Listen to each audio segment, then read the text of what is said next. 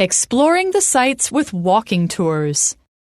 Nora and Gerald are having lunch together at work. Hey Gerald, I'm going to travel abroad soon and want to make the most of my trip. Any suggestions? How about trying a walking tour? It's a great way to explore a city and learn about its culture. What exactly are walking tours?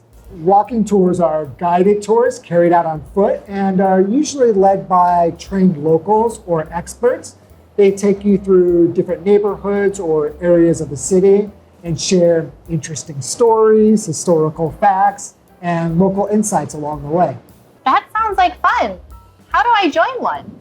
You can easily join a walking tour by booking in advance with tour companies or checking for local guides at designated meeting points. Some cities even offer free walking tours where you simply give a tip as a payment. I see. Do you think I can also book one at my hotel? Most likely. Many hotels are in contact with tour agencies and can help book one for you. Thanks for the information. I'll certainly try one.